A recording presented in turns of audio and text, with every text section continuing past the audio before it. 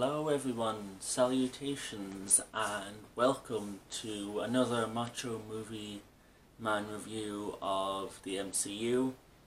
We are knee deep, very knee deep in phase 2 of the MCU, and we have reached what is a big fan favourite in the MCU. We've finally reached the Guardians of the Galaxy, which was by far and away the biggest risk Marvel had ever taken when they first made this film. No one outside of, real hardcore comic book nerds knew anything at all about the Guardians of the Galaxy.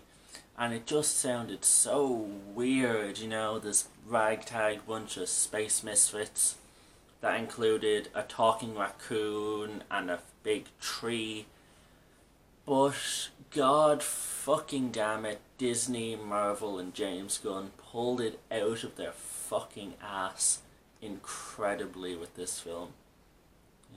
This one was a home run, both financially and critically, and this felt so different to the rest of the MCU in the best way possible, This felt fresh, this felt new, probably because, it didn't have anything to do with Earth, even though it was still able to fit really well into the MCU, with the fact that it did involve Thanos for a bit, and obviously an Infinity Stone in the orb.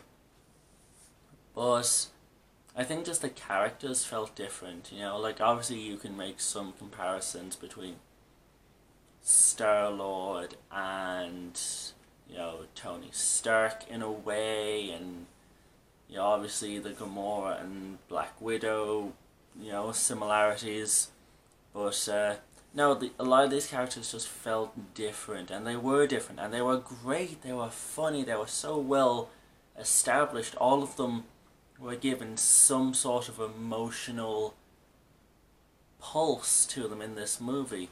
Obviously Star-Lord front and center, but you also got a lot of Gamora's backstory, which is really cool, even though they didn't fully capitalize on it until Infinity War. But again, more on that much later down the line in these videos. Drax got a nice scene or two, Rocket got a nice scene or two, Groot obviously was a steam sealer, and the dynamic and the chemistry between all these characters is perfect. The dialogue, the script is really well written. James Gunn did such a good job of getting the most out of this story, and telling this really well told origin story for all of these characters, which is really hard to do because this is a full team. Like when they did the Avengers, all of them, almost all of them had at least one prior appearance in a movie beforehand, or an entire standalone film to establish themselves as characters. This film had to establish all of our heroes as characters, as well as the side characters, the villain, and they were still able to do it really well. All of the side characters are great. Yondu was awesome, I'm going to really enjoy talking about him in Volume 2 as well. He's great there as well. He's great there as well. Oh, sorry, I'm really fucking tongue-tied for some reason. What else?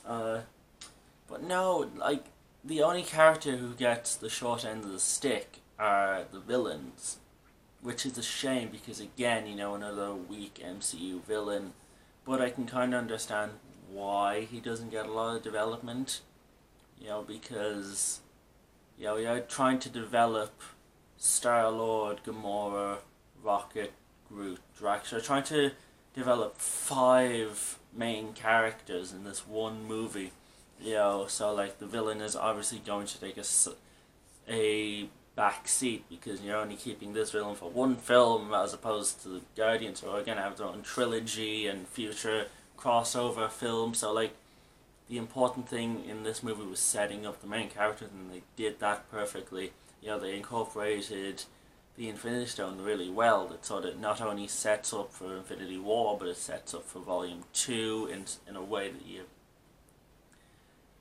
you don't fully expect, like. And again, the performances are all great. Chris Pratt, awesome as Star-Lord. Zoe Saldana. Is there a bigger queen of sci-fi of our generation than Zoe Saldana? Who knows? Vin Diesel as Groot, perfect casting. Bradley Cooper, perfect casting as Rocket. Dave Bautista, so funny. Did anyone expect Dave Bautista to be that funny? No, like, he's brilliant. Amazing comedic timing. A character like Drax could go south if you were to give it to someone who couldn't do what Bautista does, but Bautista does what Bautista does. So the character is great. The soundtrack, obviously everyone loves the Guardians of the Galaxy soundtrack. It's part of my big Spotify playlist. It's part of everyone's Spotify playlist. Both Guardian films has, hands down, an amazing soundtrack, And the music in this film is almost its own character, which I always love when a film does that. And I love just this whole the cosmic realm of the intergalactic space cosmic realm of the MCU. So cool. Like the production design, the special effects, everything looks cool. Different, vibrant, colorful, interesting.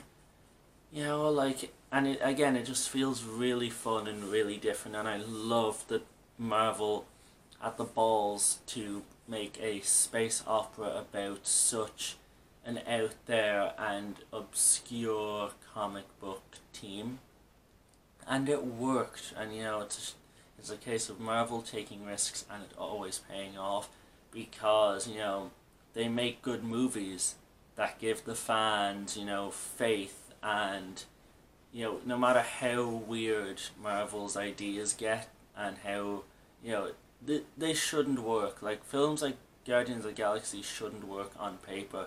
But because of the fact that they have not let the fans down enough for the fans in the past, for the fans to not give them a chance.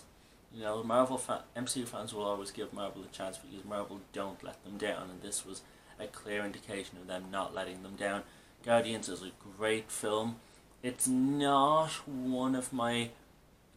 It wouldn't be a top 5 for me. Maybe it would be in the top 10, but I can't deny that it's a great movie, and I'm going to give it 8 out of 10.